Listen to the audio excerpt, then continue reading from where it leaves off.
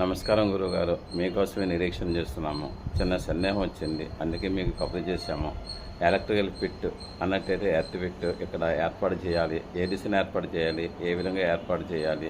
Engineer గారు వచ్చారు, తర్వాత కరెంట్ ఆయన వచ్చారు, తర్వాత తాపీ మేస్త్రి వచ్చారు, అందరూ వచ్చారు. కాబట్టి మీరు కాస్త దయవుంచి మాకు చెప్పండి, సెలవేయండి గురువుగారు. అలాగే రామయ్య, నీ సందేహం తీరుస్తానికే నేనున్నాను, అందుకే కదా వచ్చాను నేను. ఎలక్ట్రిక్ ఫిట్ అనేది ఎట్టి పరిస్థితుల్లో కూడా ఈశాన్య భాగాన్ని ఏర్పాటు చేయకూడదు. అది చాలా సర్వశ్రేయస్సు కాదు మనకి. అదే రకంగా ఎలక్ట్రిక్ ఫిట్ అన్నది మీకు ఆగ్నేయ భాగంలో ఏర్పాటు చేసుకోవాలి. అది కూడా తూర్పు ఆగ్నేయ సందులో ఏర్పాటు చేసుకుంటే మీకు అన్ని విధాలు కూడా మంచి ఫలితాలు వస్తాయి. తూర్పు భాగంలో 9 భాగాలు చేసి అందులోనేమో తూర్పు ఆగ్నేయం నుంచి 2 భాగాలు వదిలి కట్టుకుంటే మంచిది.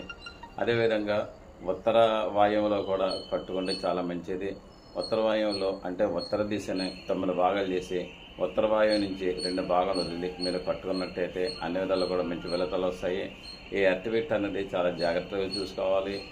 ఎర్త్ ఫిట్ అన్నది ఈశాన్యంలో ఎట్టి పరిస్థితులను కూడా కట్టవద్దు, కడితే మీకు మంచిది కాదు.